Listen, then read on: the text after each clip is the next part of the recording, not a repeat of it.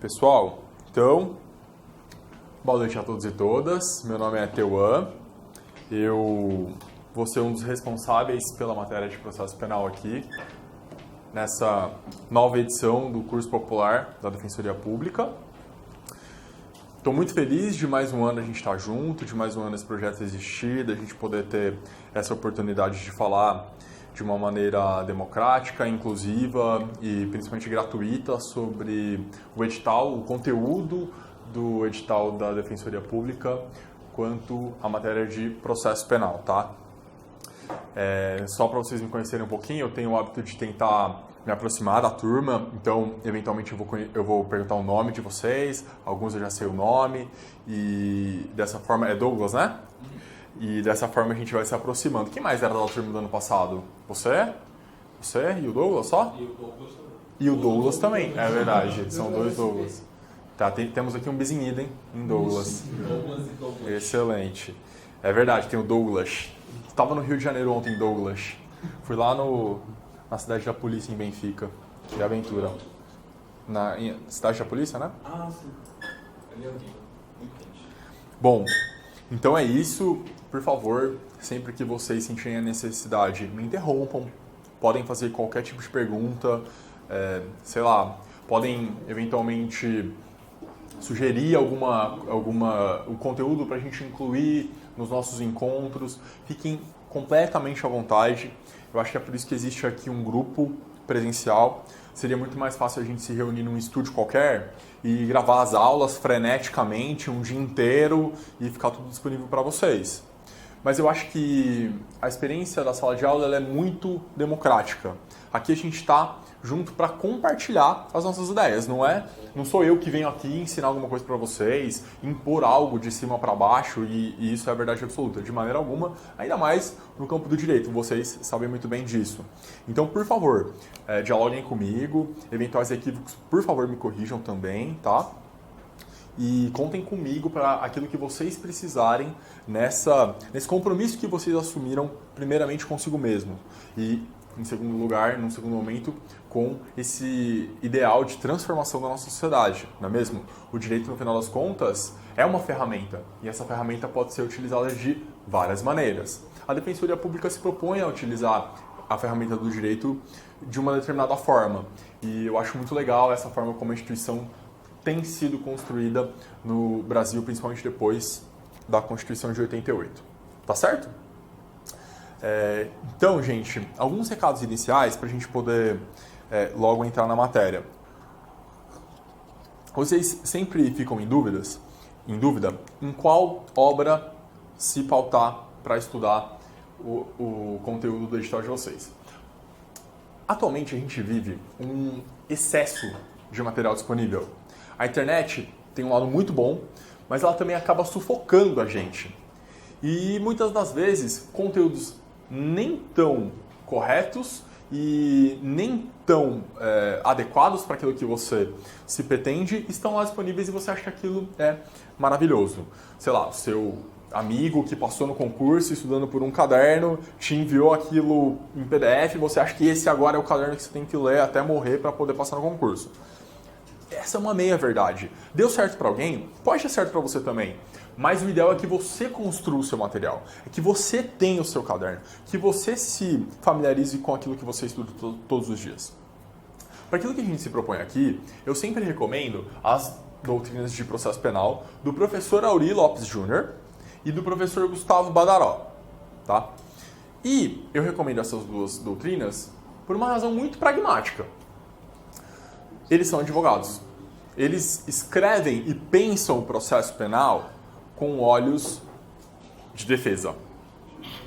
E é exatamente aquilo que vocês estão se propondo a fazer aqui, né? Ingressar numa carreira pública comprometida com a defesa das pessoas que são acusadas. Perfeito? Então é por isso que eu sugiro a obra do professor Auri e a obra do professor Gustavo Badaró. Eu complementaria também com a obra do professor Alexandre Moraes da Rosa, o Guia do Processo Penal conforme a Teoria dos Jogos. Mas esse é um plus. É assim, tipo, eu tenho muito tempo para ler, tá tudo bem na minha vida e eu posso ler 3 doutrinas de processo penal. Então, ou seja, pouquíssimas pessoas têm essa condição. O ideal é que você conheça pelo menos uma doutrina, é que você se familiarize com os debates acadêmicos por meio de um canal. Se puder ser por mais de um, excelente. É claro que aqui nos nossos encontros eu vou tentar trazer aquilo que é mais candente na doutrina, que costuma aparecer mais nas provas de concurso e que realmente é importante para a sua atividade profissional quando você for defensor ou defensora pública, correto? Mas isso não exclui a necessidade da leitura de uma obra. Tá bem? Qual é o seu nome? Renata. Tudo bem, Renata? Ótimo.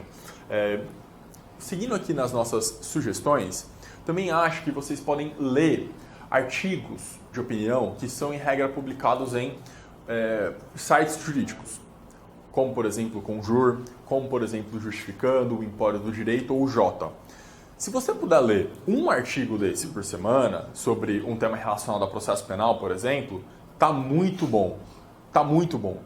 E vocês vão perceber que sobram opiniões das pessoas, em regra sobre algum tema que está sendo discutido no momento.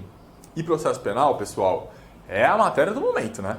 Você abre o jornal, é processo penal. Você liga a televisão, é processo penal. Você entra na sua rede social, as pessoas estão lá opinando sobre processo penal, né?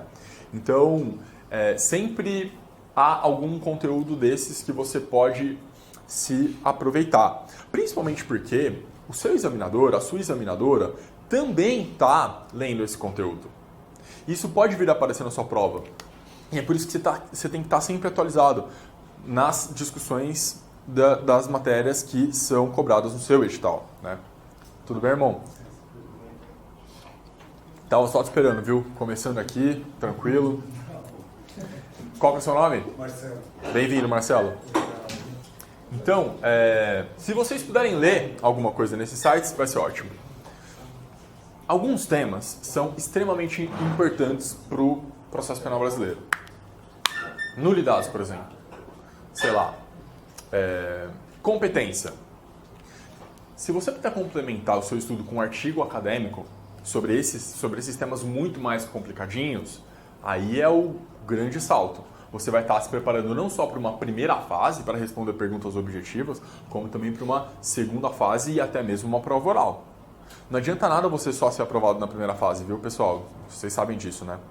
Então, você tem que direcionar seu estudo. É claro que é para passar na primeira fase, mas é direcionar seu estudo para ser aprovado no concurso, tá?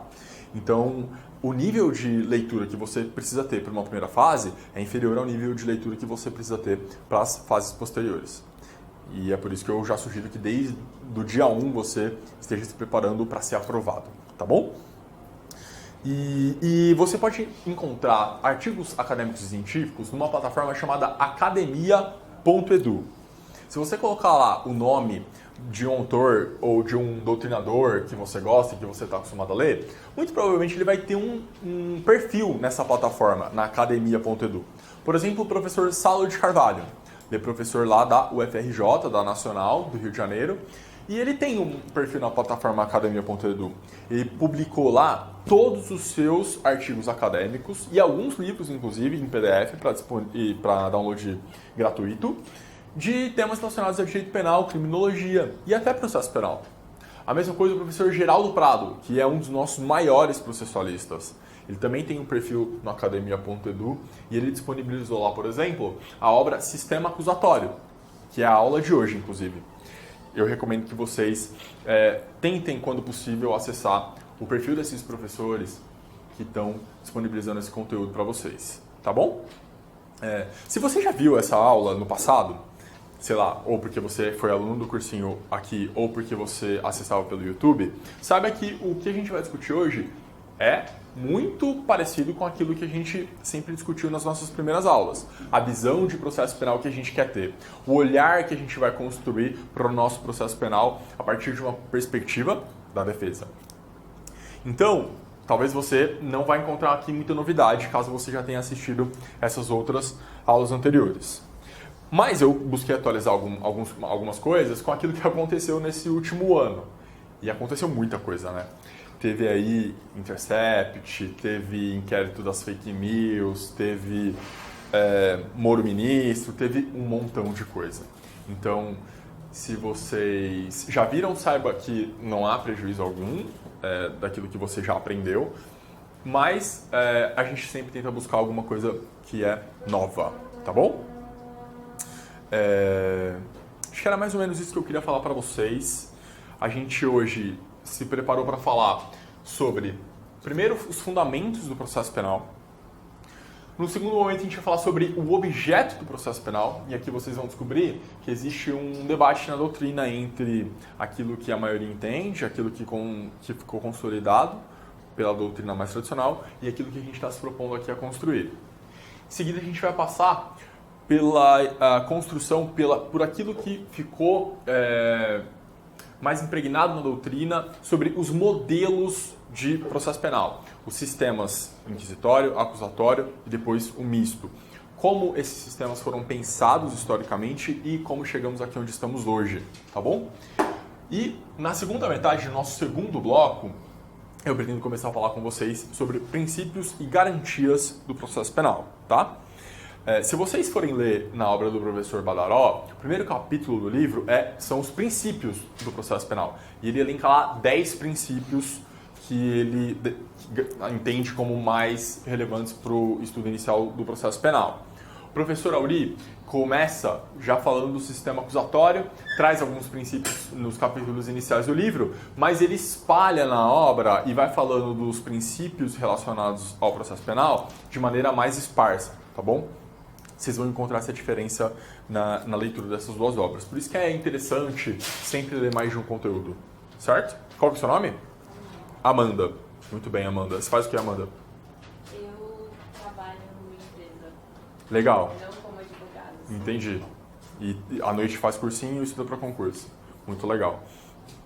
É isso. Beleza até aqui? Dúvidas? Perguntas? Sugestões? Então, aproveitando, o pessoal me pediu para fazer o jabá do cursinho. Se você está assistindo aí pela internet, clique na vaquinha, né? Que o pessoal vai colocar o link aqui. Faça a sua colaboração. Se você achou que esse conteúdo aqui em alguma medida vai ser relevante para a sua vida, se você se interessou por qualquer desses temas, doe para o curso popular. A gente precisa arcar aqui com algumas despesas, né?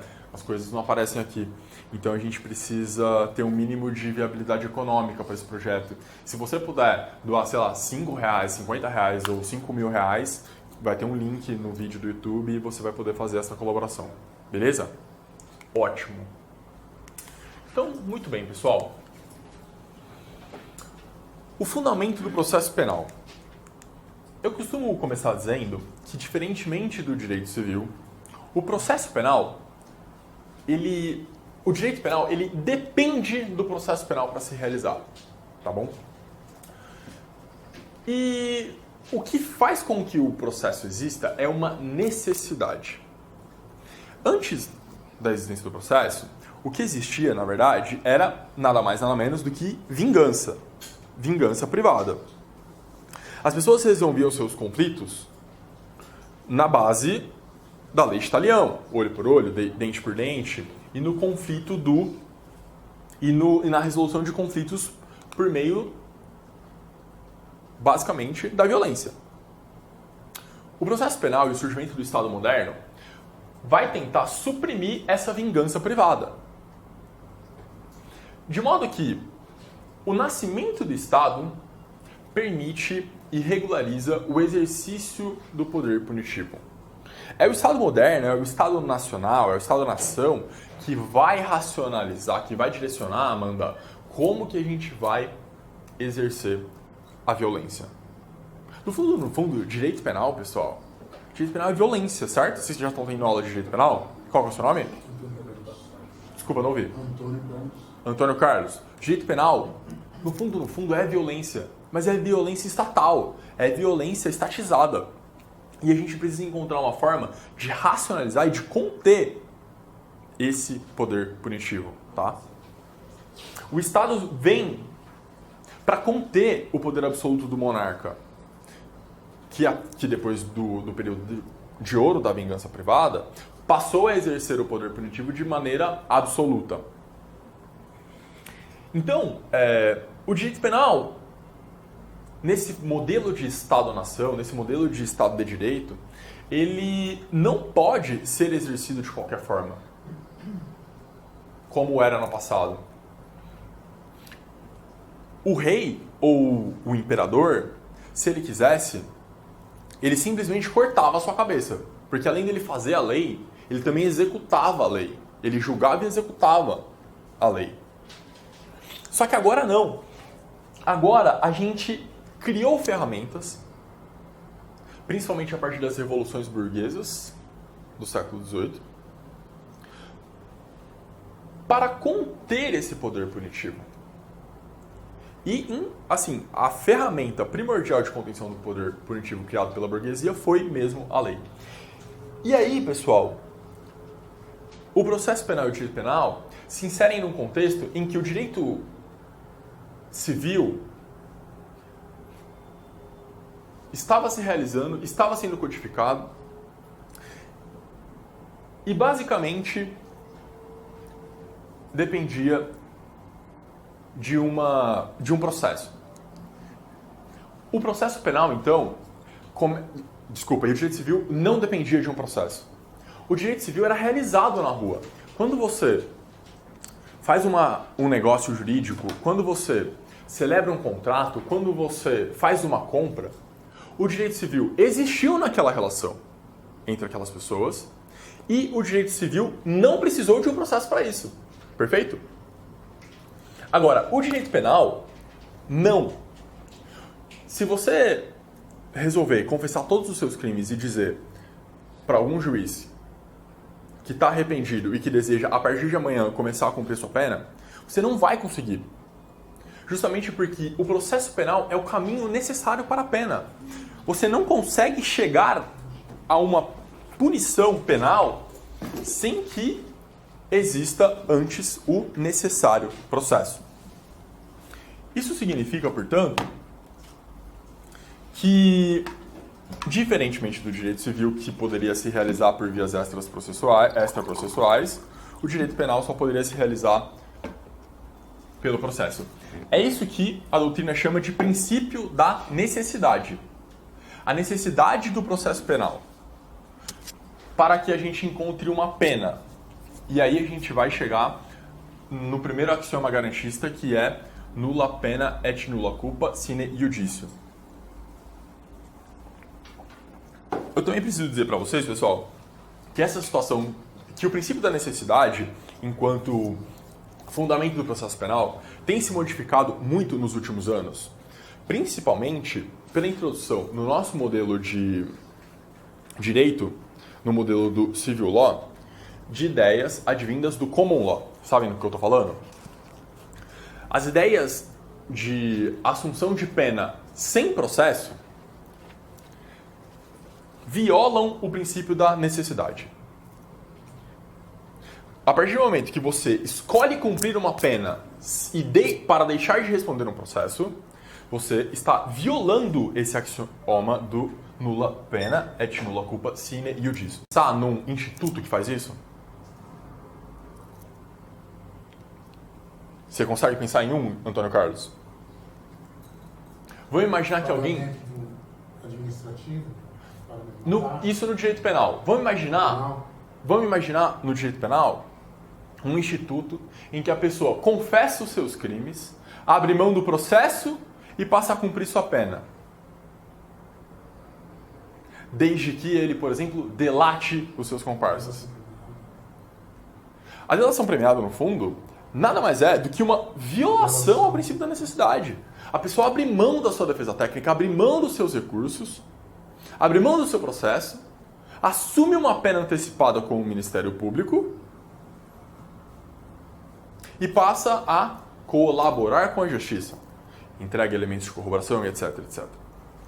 O modelo de justiça penal negociada, portanto, sofre muitas críticas por violação ao princípio da necessidade.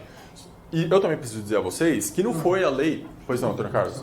Imagina. Na questão da delação, já não existia uma sentença com a, vamos assim dizer, unificação na execução?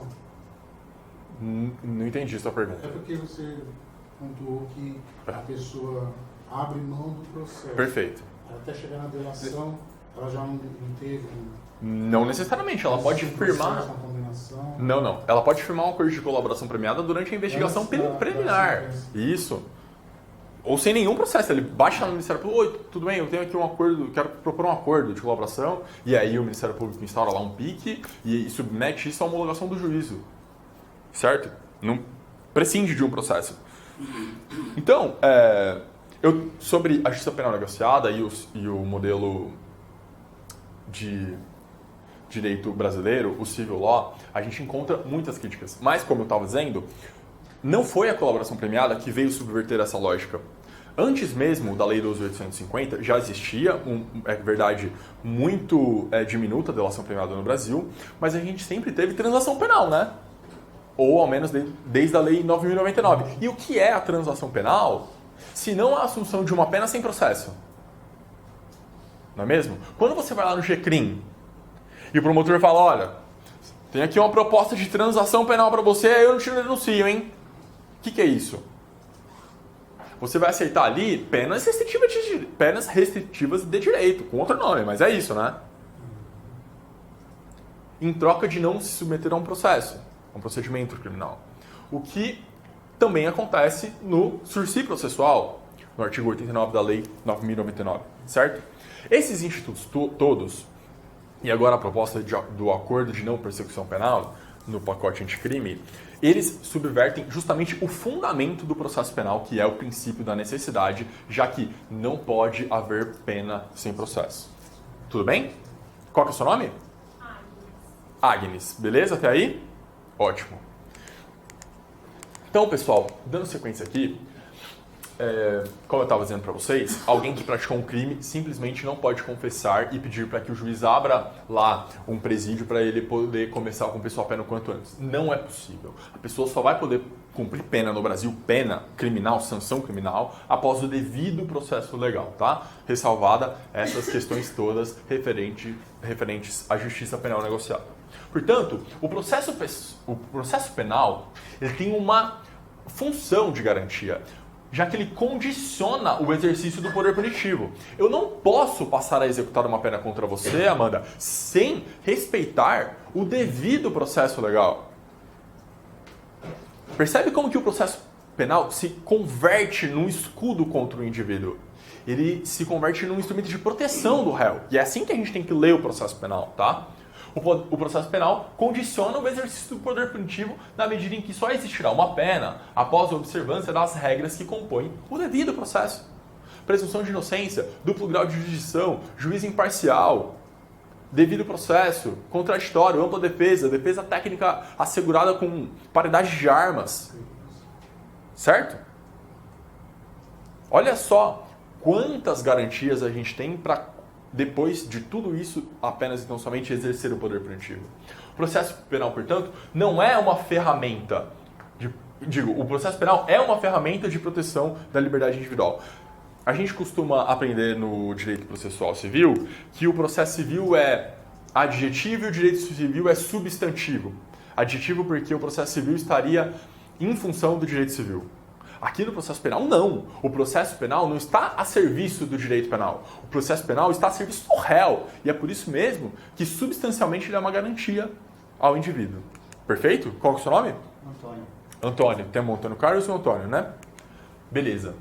É por isso que o processo penal é marcado pelo seu caráter instrumental como única forma para se aplicar uma pena. E o professor Aurélio Lopes Júnior, ele disseminou na obra dele que forma é garantia.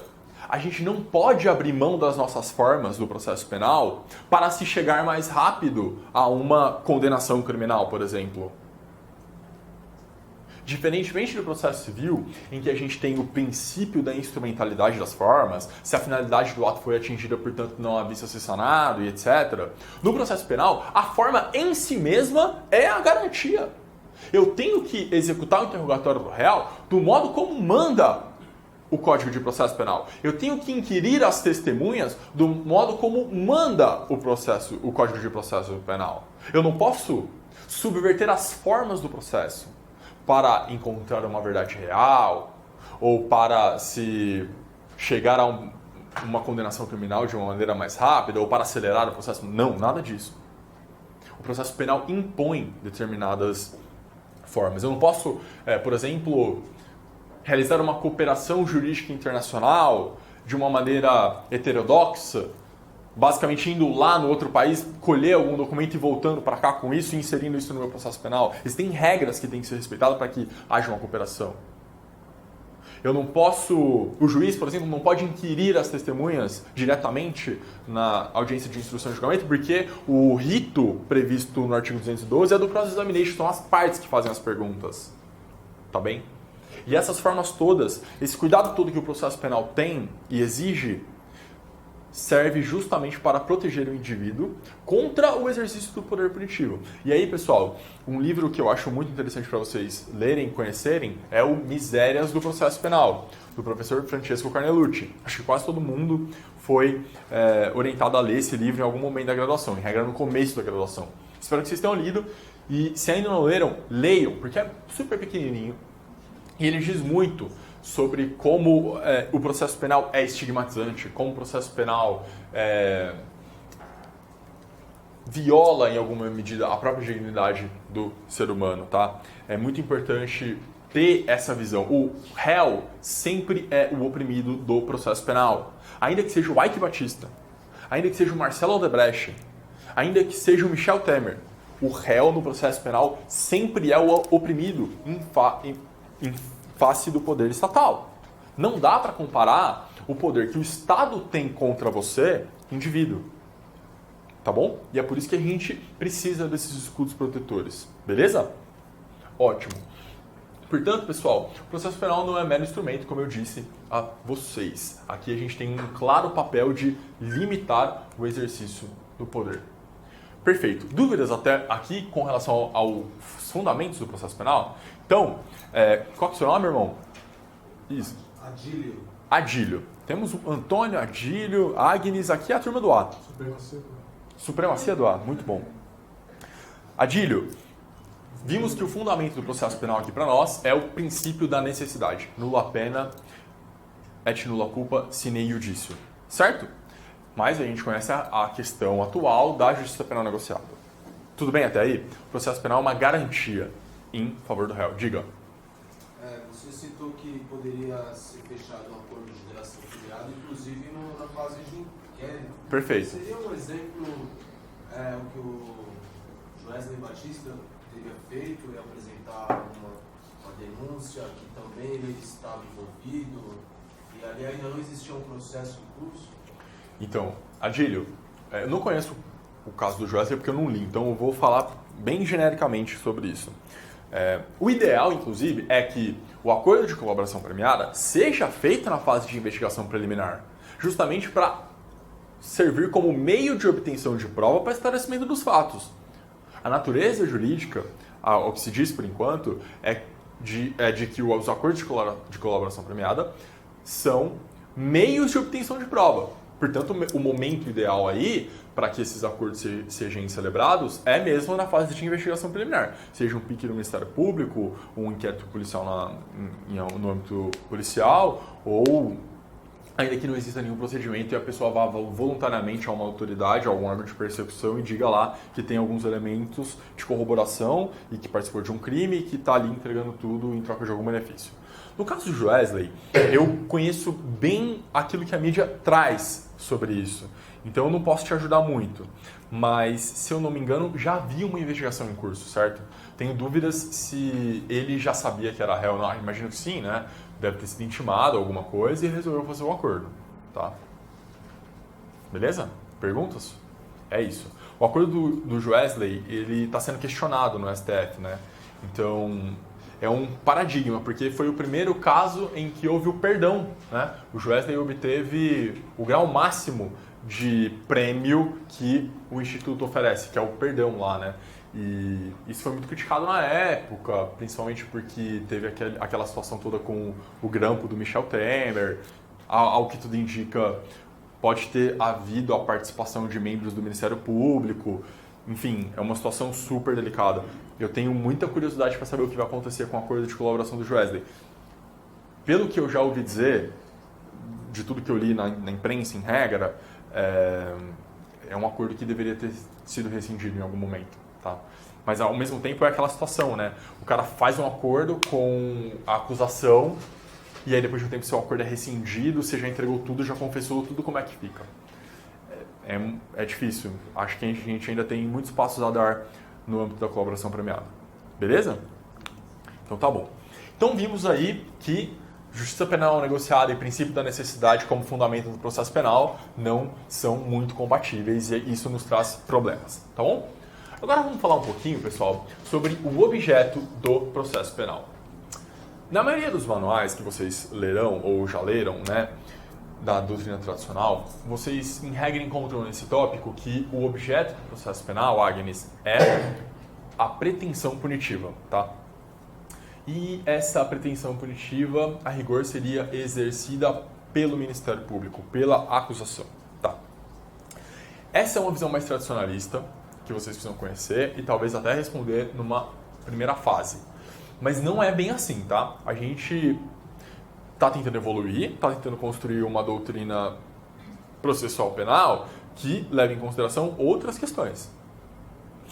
E o professor Auri tem uma construção muito interessante. Ele vai dizer pra gente que o objeto do processo penal é o poder de proceder contra alguém, é a pretensão acusatória. Parece muito parecido, mas é diferente. Pretensão punitiva é uma coisa, pretensão acusatória é outra, tá bom? Por que é a pretensão acusatória aqui? No processo penal, como ele é necessário, ele é indispensável, não tem como eu chegar numa pena, Adílio. Eu não consigo chegar numa pena sem um processo, por isso que a gente entendeu aqui no tópico 1, certo? Então, por força do princípio da necessidade, não há lide. Não há um conflito de interesses qualificados por uma pretensão resistida. Não tem alguém do outro lado... Claro, tem um réu resistindo, mas ainda que ele seja réu confesso, eu tenho processo. No processo civil, se o réu confessa, acabou. Não tem mais conflito de interesses qualificados por uma pretensão resistida. Não tem. No processo penal eu ainda tenho. E é por isso que o objeto do processo penal não tem como ser essa pretensão punitiva. Vocês já vão entender, tá? É, portanto, a pretensão acusatória. O que a gente entende por objeto do processo penal é um direito potestativo. Até porque, pessoal, o MP não é credor de ninguém. O MP, o querelante, não é credor. Ele não está naquela posição de dono da punição. A gente nunca viu por aí membros do Ministério Público punindo réus, né? Muito embora alguns deles tenham certeza que assim desejam, né? O Ministério Público apenas possui uma pretensão processual. A pretensão processual do Ministério Público a gente chama de pretensão acusatória. É isso que o artigo 129, inciso 1 da Constituição Federal garante ao Ministério Público, tá? O Ministério Público não tem o poder de punir, não é credor de uma pretensão punitiva, tá bom?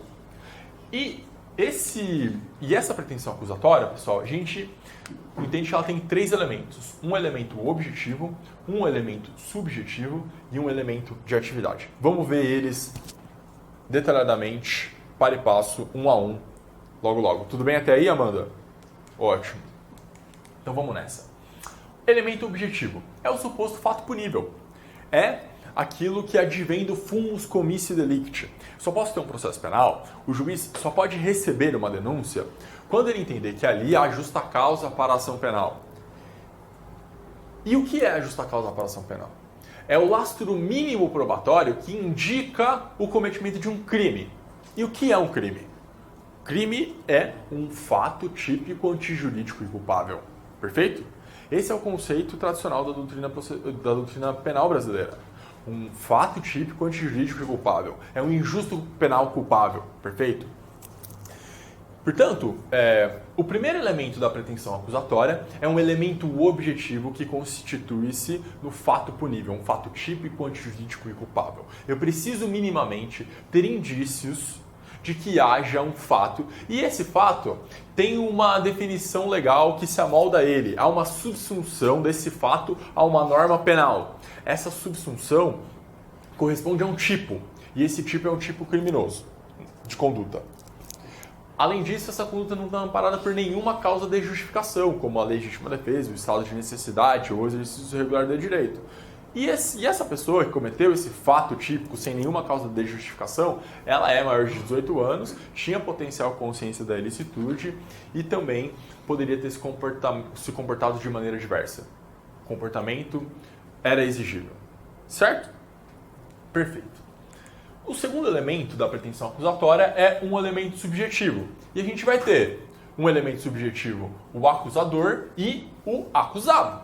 O acusador, vocês já imaginam quem é, em regra, o Ministério Público, tá? Que exerce a pretensão acusatória. Mas pode ser que também o acusador seja o querelante nos casos específicos de ação penal privada. Perfeito?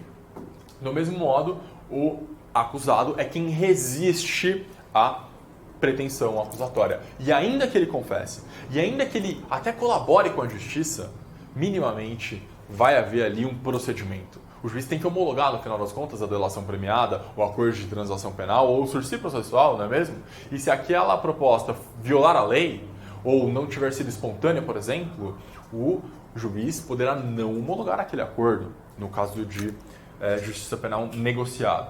Portanto, o acusado, em alguma medida, está ali resistindo. O terceiro elemento é um elemento de atividade ou declaração petitória. Esse é um pouquinho mais complexo e é por isso que eu expandi um pouco mais a explicação. Vejam vocês, o que é isso? O que é a declaração petitória? Gente, o que a gente faz todos os dias no escritório, Agílio? Peticiona, a gente faz pedidos, tá? Uma declaração petitória é um pedido de satisfação da pretensão acusatória. O Ministério Público, quando oferece uma denúncia, ele está pedindo a satisfação da sua pretensão acusatória. O que o Ministério Público pede é a satisfação da sua pretensão acusatória, tá bom? A ação penal, portanto, irá realizar o direito de acusação. É verdade que o Ministério Público tem o direito de acusar, exclusivamente nos casos de ação penal pública incondicionada, tá bem? E é a partir de uma declaração petitória que o Ministério Público faz nascer o seu direito ao processo, tá bom?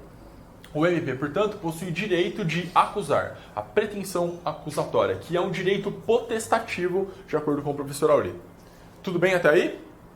Então, vimos que o objeto do processo penal é a pretensão acusatória, Adílio, e ela tem três elementos. Um elemento objetivo, que é o fato punível, um elemento subjetivo, as partes do processo, acusador e acusado, e um elemento de atividade, ou declaração petitória, que é o pedido de satisfação da pretensão acusatória.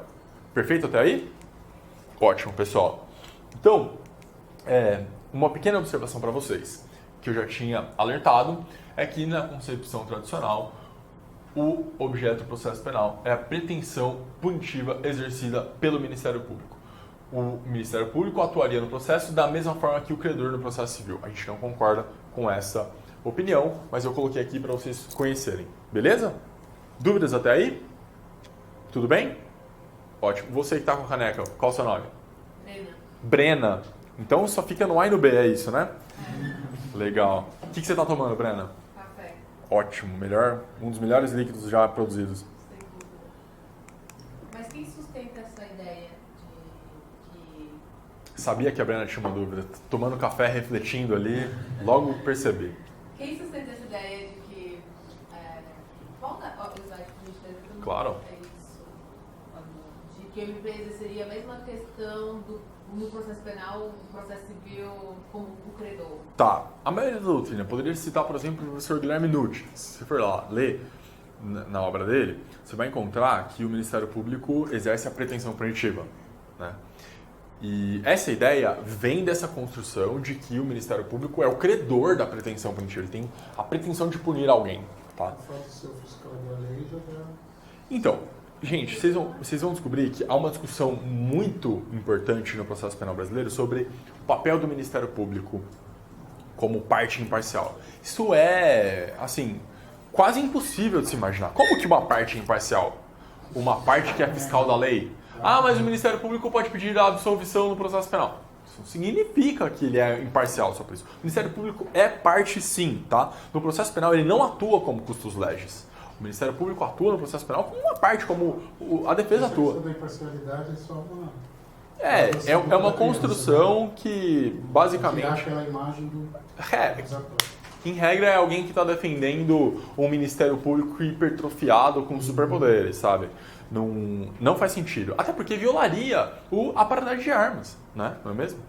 Diga, Brena. O Badaró tem sustenta a mesma ideia que o Lopes? Sustenta, que é a pretensão acusatória. Tá bom? Tudo bem até aí? Beleza. Então, pessoal, eu acho que a gente está falando bastante coisa importante aqui, falamos bastante coisa importante até aqui. Dúvidas sobre o objeto, processo penal e fundamento? Então, caminhamos. Gente, vamos falar um pouquinho agora sobre os modelos ideais do processo penal. Gente, os sistemas processuais penais, vocês vão encontrar na doutrina, eles se subdividem em sistema acusatório, sistema inquisitório e ou sistema misto, tá bom? Vou tentar explicar para vocês brevemente. E a primeira coisa que vocês precisam saber é que esses modelos são tipos ideais. Agnes, tipos ideais significam que eles não existem mais. Eles existem no plano das ideias. Eles já existiram no passado, esses modelos puros, ideais, mas hoje, basicamente, todos os sistemas são mistos.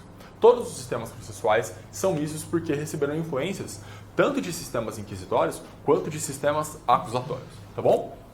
Mas, pessoal, a maior parte da doutrina brasileira sustenta que o processo penal brasileiro é misto. Misto. Eu preciso contar isso para vocês, porque vocês vão ver que o professor Aurélio Lopes Jr., especificamente, sustenta uma outra perspectiva de processo penal brasileiro, tá? E aí, essa doutrina mais tradicional vai dizer o seguinte, olha, o sistema processual brasileiro é misto pela seguinte razão. Na fase de investigação preliminar, Adílio, vigora o princípio do inquisitivo. Ali não há contraditório, ampla defesa, é um inquérito policial. É um modelo inquisitorial de persecução. Mas na fase em juízo, depois do recebimento da denúncia, ali vigora o princípio do acusatório.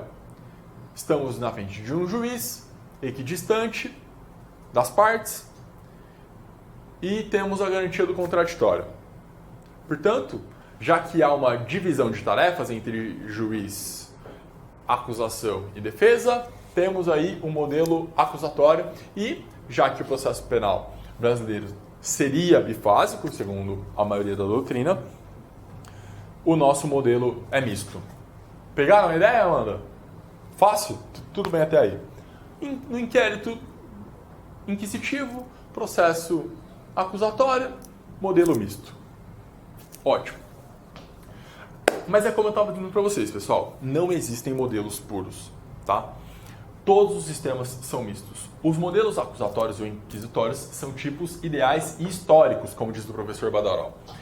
A pergunta principal é: qual é o princípio informador de cada sistema atual? Qual é o princípio informador de cada sistema atual? E para vocês descobrirem qual é este princípio, existe uma pergunta-chave. E essa pergunta eu já vou adiantar aqui para vocês, Agnes. Aonde está a iniciativa e a gestão da prova? Nas mãos de quem está a iniciativa e a gestão da prova? Se você responder que em alguma medida o juiz tem a iniciativa e a gestão probatória, temos um problema. Tá bom? Vocês já vão entender por que tudo isso. O mais importante é saber que a maioria da doutrina entende que o nosso sistema é misto, mas que esses sistemas eram tipos ideais. Portanto, a gente tem um desafio que é entender como é que o processo penal brasileiro, o Código de 1941, se construiu, se desenhou e se aperfeiçoou ao longo desses anos todos, né? Se é que ele se aperfeiçoou, acho que se aperfeiçoou sim.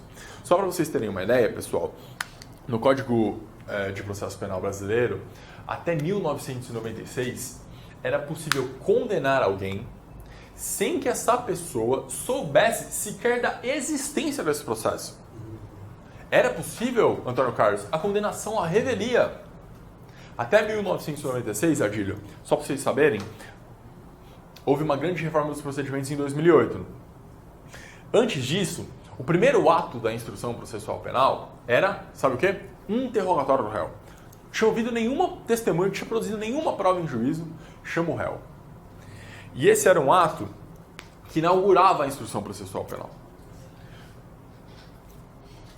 até 1996 era possível que o réu fosse citado para o seu interrogatório, para constituir sua defesa, para saber que existe um processo penal contra si, e caso ele não respondesse ao processo, o juiz determinava a sua citação por edital. E após a sua citação por edital, Adílio, sabe o que acontecia? Era nomeado um PAJ, um Procurador da Assistência Judiciária, né? Que é o embrião da Defensoria aqui no estado de São Paulo. Ou um advogado dativo no interior, em regra. E esse advogado dativo apresentava uma defesa prévia. O que ele poderia defender um réu que ele nunca viu? O que ele poderia falar em nome de alguém que ele sequer conhece, Agnes? Muito pouco ou quase nada. E com base nessa defesa formal, escrita, o juiz tocava o processo penal contra esse réu ausente e o condenava. Olha que coisa. Vejam vocês, isso tudo acontecia até ontem. Mas a gente, em tese, estava dentro de um modelo de sistema acusatório, né? Não é mesmo? Afinal de contas, a gente tinha aí uma divisão de tarefas. Alguém que julgava, alguém que acusava e alguém que defendia. Portanto, um modelo de sistema acusatório. Nesse caso, por exemplo, que eu disse a vocês, foi garantido o contraditório a esse réu? Mas será que foi mesmo garantido o contraditório a esse réu?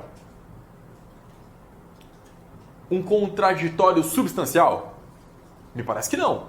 Houve mesmo a garantia de um contraditório formal, pró forma, que em nenhuma medida poderia reagir à pretensão acusatória que estava sendo exercida contra aquela pessoa que nem estava ali, não é mesmo?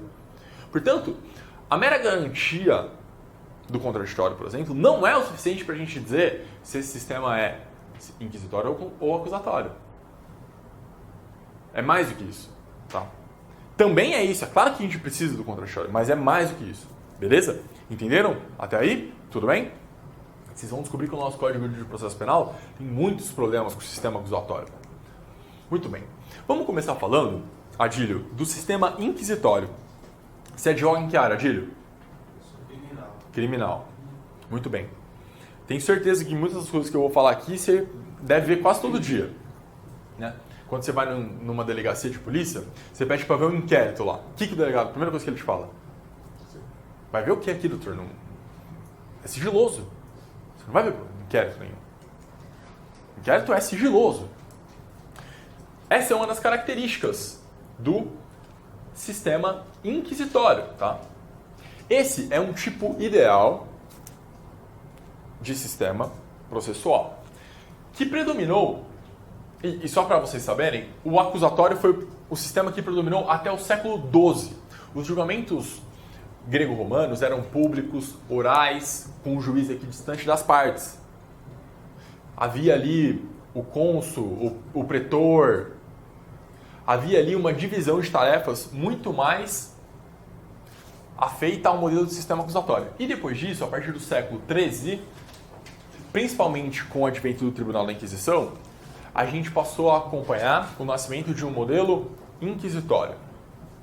O principal livro sobre esse modelo, sobre aquilo que significa o sistema inquisitório, é o Malleus Maleficarum, também conhecido como o Martelo das Bruxas ou o Martelo das Feiticeiras, que é basicamente um manual de como processar bruxas, tá? E ele foi publicado em 1486 ou 87, tá bem? Ficou conhecido como o Guia dos Inquisidores. Vocês vão descobrir que muitas das coisas que foram escritas lá no Malleus Maleficarum, tem gente achando que é novidade hoje em dia, tá? Tipo, testemunha sigilosa, que ninguém sabe quem é.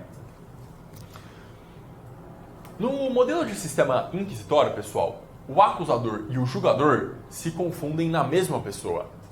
Aqui a gente não tem essa divisão de tarefas do modelo acusatório. No modelo inquisitório, a mesma pessoa que acusa é a mesma pessoa que julga. Tem chance dessa pessoa estar errada? Não tem, né? É como correr uma corrida sozinho e chegar em segundo. É um poder absoluto. Essa pessoa tem muitos poderes, muitas funções, muitas tarefas concentradas em si, tá?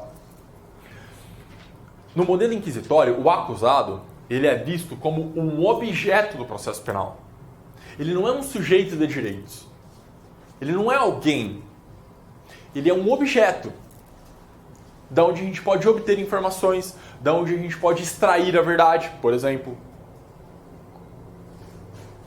E, portanto, já que ele é um objeto, eu não preciso garantir a ele os seus direitos, eu posso infligir nesse meu objeto métodos para obter resultados.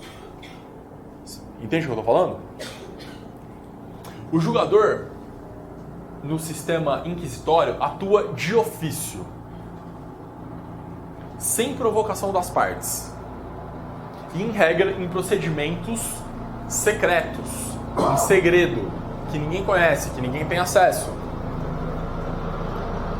que a defesa não pode se informar. Tá passando um terremoto aqui, né?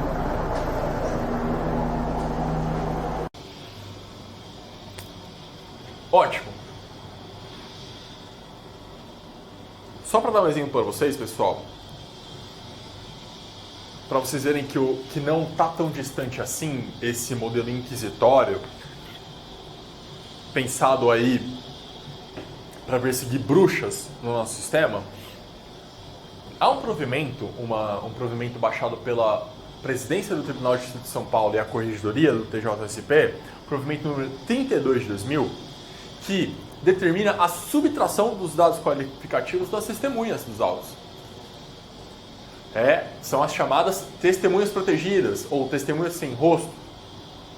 Essas testemunhas recebem, em regra, um codinome, alfa, beta, gama. E os dados qualificativos delas são retirados e mantidos em apartado no cartório, de modo que o réu não possa saber quem o acusa. Claro que são testemunhas de acusação. Como que o réu vai contraditar uma testemunha que ele não sabe quem é? Como que o réu vai poder dizer ao juiz, olha, ele está mentindo porque ele é meu inimigo. Ele está mentindo porque é meu adversário e tem interesses na minha condenação. Se o réu não sabe quem é essa pessoa que o acusa. Não dá. E esse é um típico expediente de um modelo de sistema inquisitório e que existe no nosso, e está valendo aí, no nosso ordenamento jurídico. Eu já fiz alguns júris em que as testemunhas eram protegidas e o réu não poderia saber quem é. Em um desses júris, a testemunha foi de capacete no plenário.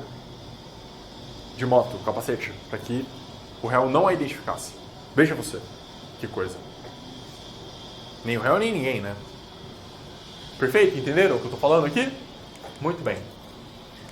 Algumas outras características e talvez a principal delas.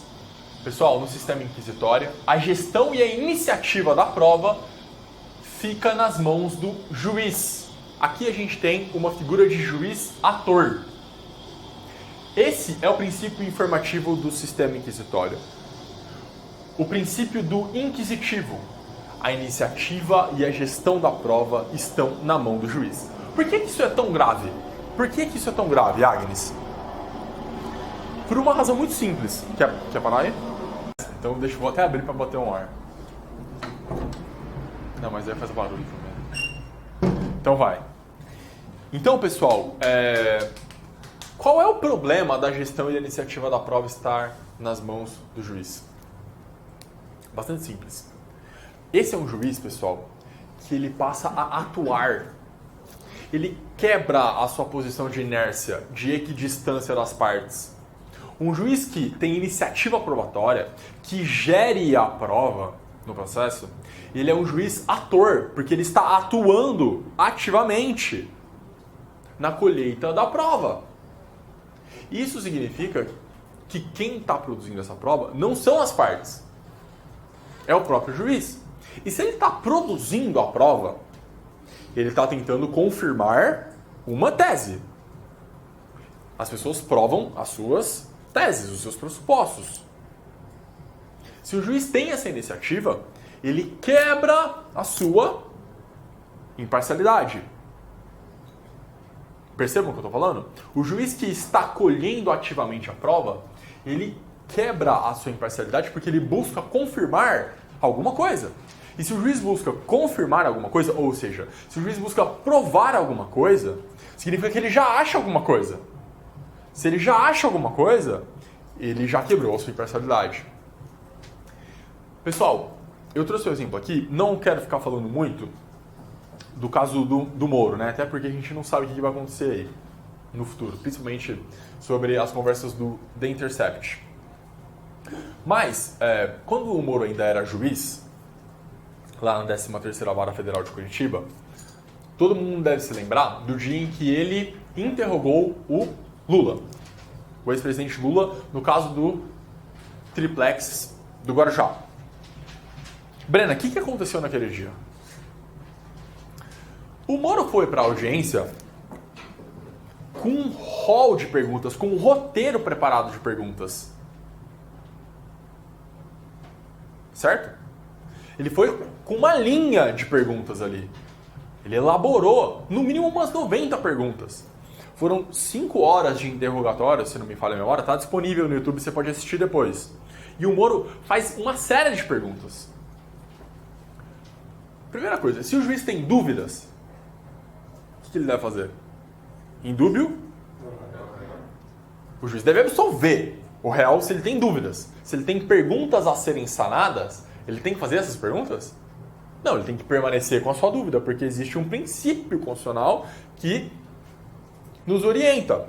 In dúbio pro réu. Perfeito, Agnes? Mas a partir do momento que o juiz vai com uma lista de perguntas para a audiência, ele passa a atuar e colher a prova, de modo a confirmar aquela linha de raciocínio que ele estruturou por meio das suas perguntas. Ou não, ou a infirmar a sua linha de raciocínio. De todo modo, significa que ele tem uma linha de raciocínio. E ele está tentando gerir aquela prova em direção àquela linha de raciocínio. Indução afirmativa, né? Tentando induzir, eu confesso. As perguntas que o juiz direciona a alguém durante a audiência pressupõem uma série de coisas. É por isso que o juiz não deve ter um papel durante a instrução. Perfeito? Porque ele está quebrando a sua imparcialidade. Certo? Entenderam esse ponto? E um exemplo assim, gritante foi a audiência em que o Moro interrogou o Lula. Vocês podem ver isso pelo YouTube. Tá bom? Aqui, pessoal, quando o juiz tem a gestão e a iniciativa probatória, a gente está violando o princípio do não proceder de ofício. O juiz não procederá de ofício. O juiz que procede de ofício, imagina você, o juiz está lá, no gabinete dele, Barra Funda, sexta-feira, 2h30. Já sei. Vou determinar uma busca e apreensão para saber se o Antônio Carlos é ou não culpado. O juiz que tem iniciativa probatória, ele é parcial, ele está rompendo a sua posição de inércia e equidistância das partes. Correto? Ele não pode fazer isso. Além do mais, pessoal, há uma inexistência de contraditório pleno. O contraditório acaba sendo meramente formal em situações como essa. Se o juiz está atuando de ofício, como que vai angularizar esse contraditório?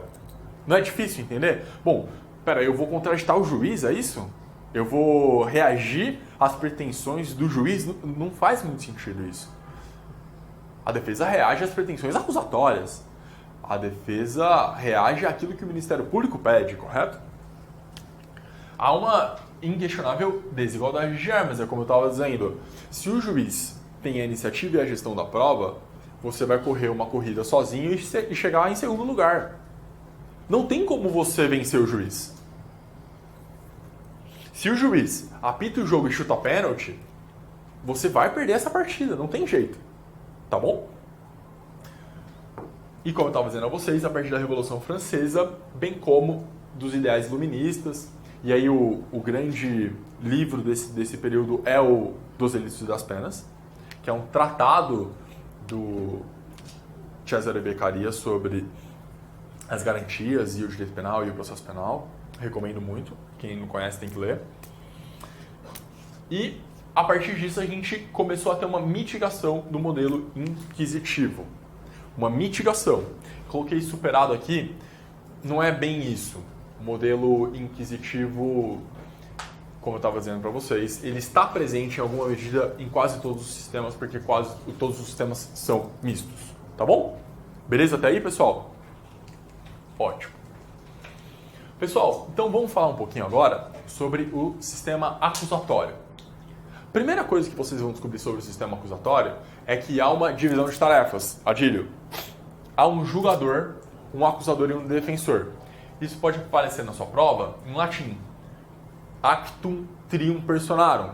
A gente tem 3 personagens nesse ato. Tá bem? Um julgador, um defensor e um juiz. Mas isso, como eu estava dizendo a vocês, não é o suficiente para a garantia de um sistema acusatório. Aqui, pessoal, além da separação de tarefas, o acusado é entendido como um sujeito de direitos. Todo réu é um oprimido do processo penal. Portanto, a gente tem que blindá-lo, a gente tem que protegê-lo, enquanto sujeito de direitos, dessa pretensão acusatória estatal. E é por isso que os acusados são sujeitos de direitos para o processo penal, e não meros objetos. Percebem? Aqui, pessoal, o juiz não possui iniciativa probatória. Quem possui iniciativa probatória são as partes. Quem deve produzir a prova em juízo é o Ministério Público e a defesa. Perfeito? Diferentemente do sistema inquisitório, em que o juiz é ator, no sistema acusatório o juiz é espectador. Ele é mantido como um terceiro alheio à investigação e passivo à coleta da prova. E aqui há uma igualdade entre as partes. Ministério Público e Defesa têm os seus pedidos de produção de provas, produzem as suas provas na frente de um magistrado que depois, equidistante, vai julgar o caso. Perfeito até aí? Pessoal, há uma predominância da oralidade no procedimento. Como eu estava dizendo a vocês, o sistema acusatório puro, os modelos ideais, gregos e romanos, a oralidade sempre foi a regra. E por que a oralidade é a regra? O que está por trás disso? Quando o julgamento é oral, em regra, a prova é produzida na frente do juiz oralmente, os debates são orais, e isso tudo é feito em público. De modo que é uma transparência, uma garantia de que aquele cidadão, de que aquele indivíduo está sendo julgado e que todo mundo está entendendo o que está acontecendo ali. Perfeito? O exemplo clássico de julgamento oral qual é? O júri, né? No plenário do júri, só para vocês, não sei se todo mundo, imagino que vocês já devem ter estudado, mas o júri é um rito bifásico, tem uma fase de instrução em juízo e uma fase de instrução em plenário. Na fase de instrução em plenário, as partes podem arrolar até 5 testemunhas, mais o interrogatório do réu e os peritos. Tudo isso é produzido na frente dos jurados. Essas pessoas são inquiridas na frente dos jurados. O réu é interrogado na frente dos jurados. Depois a defesa e a acusação vão fazer as suas sustentações orais na frente dos jurados. E eles vão decidir aquele caso na sala secreta. Em 2008, com a reforma dos procedimentos, o que se tentou fazer no sistema processual brasileiro, no rito ordinário comum, foi um mini-júri.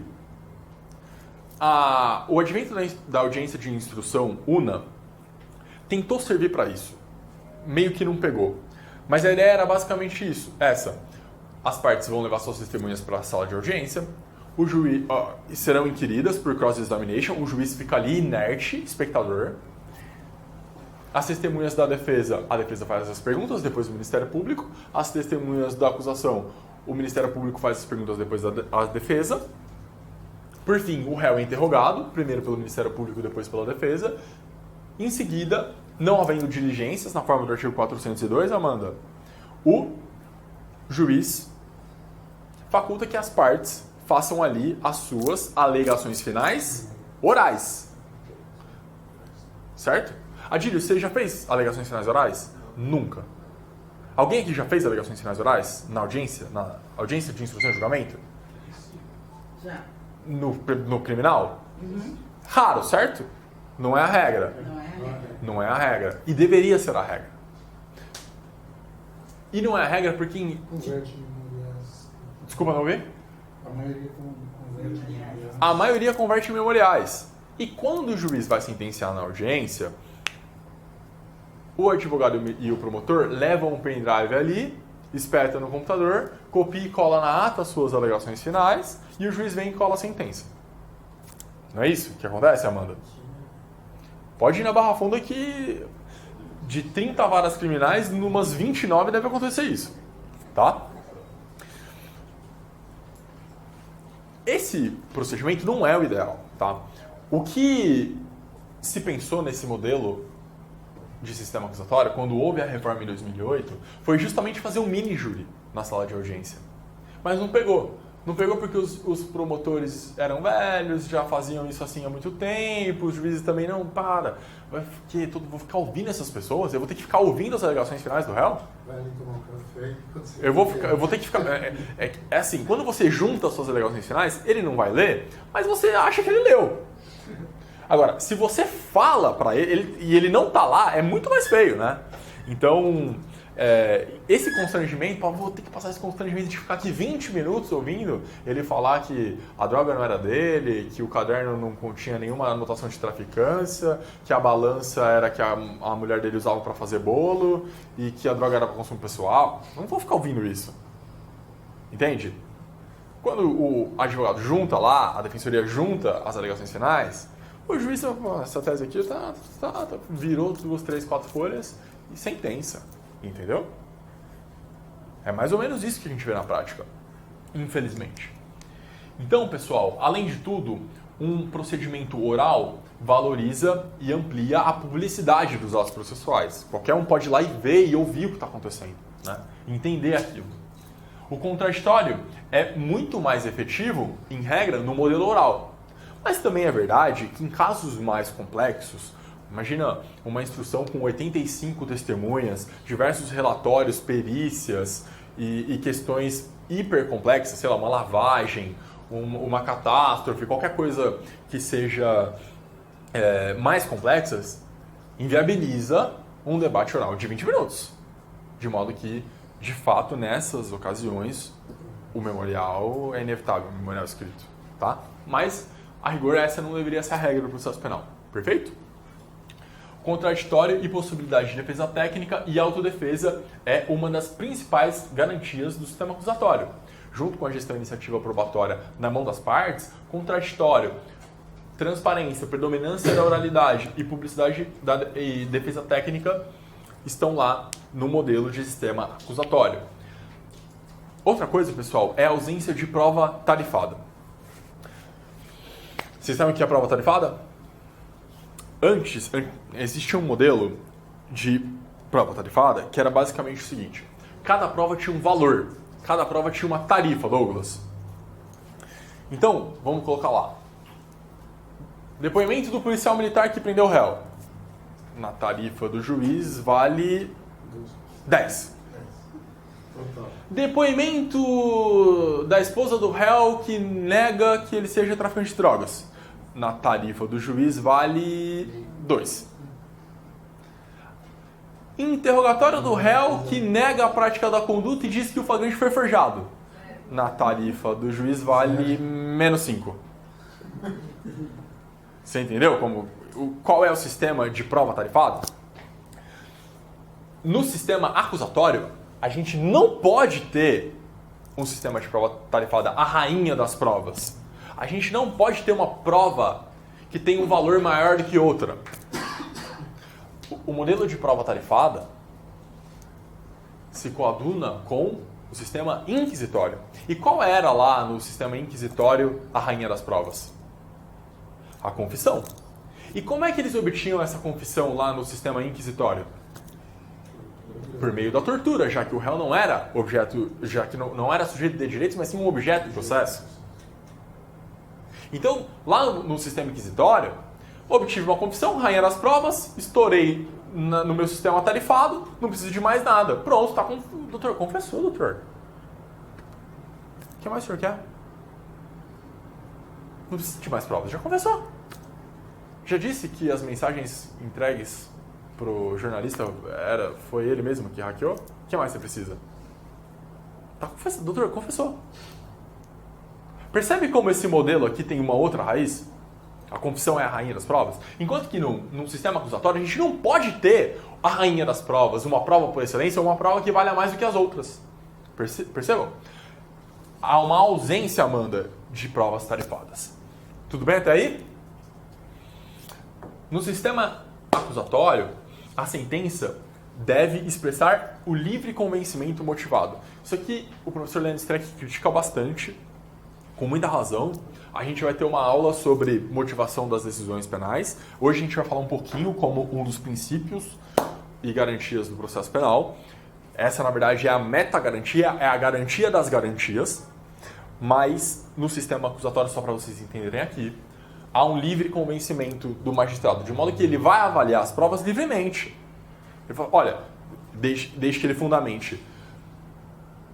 A palavra da esposa do acusado não encontrou nenhuma ressonância nos outros elementos do processo, dos autos, por isso e aquilo. Por outro lado, os policiais militares, assim, demonstrar por meio de argumentos, calcado naquilo que tem nos autos, que sim, aquela prova está sendo sopesada de maneira X ou Y por razões racionais, por critérios que podem ser auferidos pela defesa. O réu tem que saber por que está sendo condenado. O réu tem que saber por que seu álibi não está sendo levado em consideração. O réu está sendo acusado de homicídio, sendo que no dia dos fatos, no dia e na hora dos fatos, ele estava em outro país. E ele levou uma testemunha para comprovar que ele estava em outro país. Aí o juiz na sentença fala, não leve em consideração o álibi do réu, porque já que ele estava em outro país, ele só produziu essa prova por meio de uma testemunha, sendo que ele poderia ter juntado passaporte, bilhete aéreo, hospedagem em outro local. E nenhuma dessas provas acompanhou o depoimento da testemunha. Um exemplo. O juiz tem que demonstrar por que ele está acolhendo uma ou outra prova, como ele está sopesando essas provas. Entenderam? É isso que a gente espera no sistema acusatório.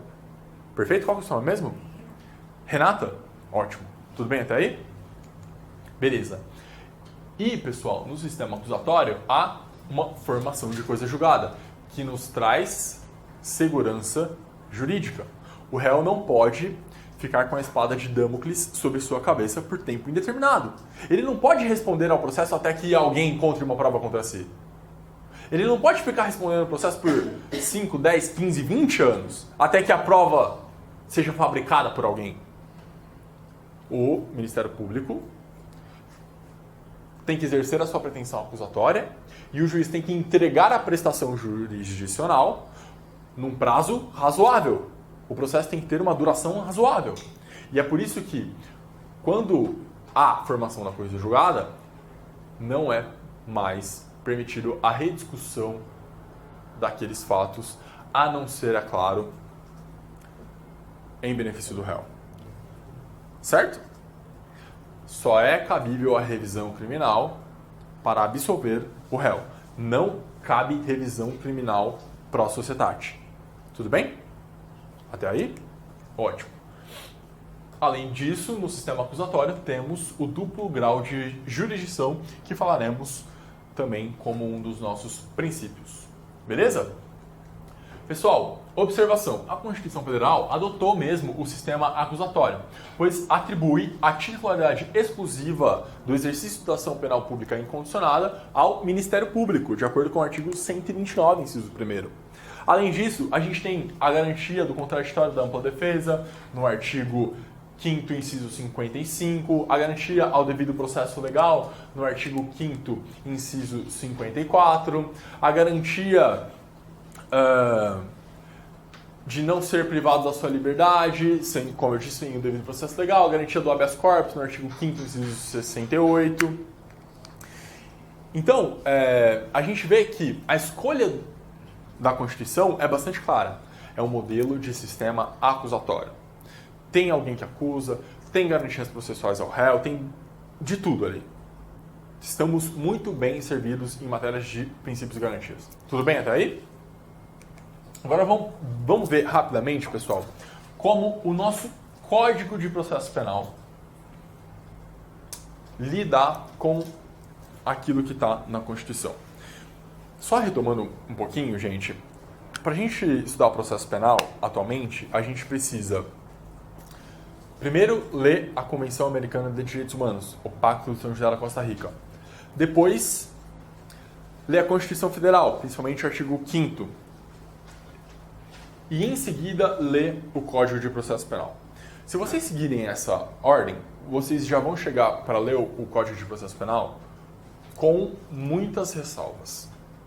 Porque o Código de Processo Penal é de 1941 e teve nítidas inspirações fascistas, autoritárias, do Código Rocco da Itália. E vocês vão encontrar diversos dispositivos ou que não foram recepcionados pela Constituição Federal de 88, ou que foram questionados por meio de ADIM ou ADPF, ou que basicamente não são mais aplicados, tá bom? O nosso Código de Processo Penal, pessoal, tem um princípio informador. E a gente já vai descobrir quais são os dispositivos que nos revela esse princípio informador. Já disse para vocês que a maior parte da doutrina brasileira nos diz que o processo penal brasileiro é misto. Mas o professor Auri Lopes sustenta que o processo penal brasileiro é neo-inquisitório. Neo-inquisitório para não ter nenhuma confusão com aqueles modelos ideais do passado. Não é que a gente está vivendo a Inquisição, em que os réus são torturados para poder confessar a prática de crimes. Não é isso que a gente está falando. Ninguém está dizendo que as pessoas são presas para colaborar com a justiça. O que o professor Auri está falando é que, da maneira como o nosso código hoje é estruturado, o princípio informador é neo-inquisitorial. Principalmente porque a resposta à nossa pergunta fundamental, de onde está a iniciativa e a gestão da prova, é nas mãos do juiz. Tá? A gente já vai ver isso. Por exemplo, o artigo 310 permite que o juiz, de ofício, converta a prisão em flagrante em prisão preventiva. Ora, como assim? O Ministério Público, o juiz vai converter sem o pedido do Ministério Público? Eu posso manter alguém preso sem pedido da acusação? O artigo 311 permite que o juiz decrete a prisão preventiva de ofício no curso da ação penal. Não permite no curso do processo, mas na ação penal permite. Olha como essa fase em juízo é garantista. O juiz pode prender a pessoa sem que haja um pedido expresso para acusação. O artigo 242 permite a determinação de busca e apreensão de ofício pelo magistrado. O juiz pode determinar que a Polícia Federal vá à sua casa às 6 horas da manhã para fazer uma busca e apreensão sem que o Ministério Público sequer saiba que isso está acontecendo. O artigo 209 faculta que o próprio juiz ouça testemunhas que não tenham sido arroladas pelas partes. Pessoal, se as testemunhas não foram arroladas pelas partes, por quem que elas foram arroladas? Pelo juiz. O juiz tem testemunhas? Testemunhas do juízo, Amanda? O juiz vai ouvir essas pessoas? De onde ele trouxe essas pessoas? Com qual interesse ele vai ouvir essas pessoas? O artigo 127 do Código de Processo Penal permite o sequestro de bens de ofício. Olha quantas coisas. O juiz pode me prender de ofício, determinar a busca e apreensão, ouvir testemunhas e sequestrar meus bens. Tudo isso sem que o Ministério Público peça. É um juiz com superpoderes. Não é mesmo? E além de tudo, o artigo 156 nos revela aonde está a gestão e a iniciativa da prova, já que o juiz poderá realizar a produção antecipada de prova, bem como a realização de diligências para dirimir dúvida. Como eu disse, se o juiz tem dúvida, o que ele deve fazer, Antônio Carlos? Absolver o réu. Como dirimir dúvidas? Não. Se o juiz terminou o processo com dúvidas, ele não tem que dirimir essas dúvidas. Tem? Se o juiz terminou o processo com dúvidas, ele tem que absolver o réu. O artigo 196 prevê a possibilidade de reinterrogatório. a qualquer tempo, inclusive de ofício. O juiz acordou, ficou em dúvida com alguma coisa que o réu disse, falou, chama ele lá. Vamos ver o que ele tem para falar sobre isso aqui. Eu lembrei agora, aqui, ó, tem uma dúvida. O artigo 385 permite a condenação, mesmo quando o Ministério Público pede absolvição, Adílio.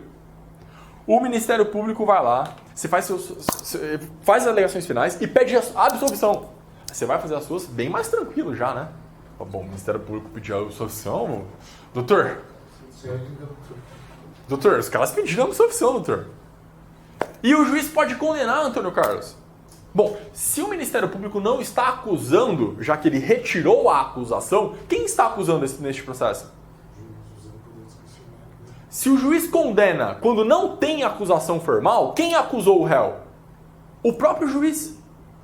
O juiz se converte em acusador, Brena, e julgador ao mesmo tempo. Quando o juiz, diante de um pedido de absolvição do Ministério Público, condena o réu, ele substituiu o Ministério Público, voltou e foi julgar o caso. Foi isso que ele fez. Percebeu, Amanda? E o artigo 383 faculta a possibilidade de reclassificação jurídica do fato. Como que a gente chama isso? Emendatio libelli?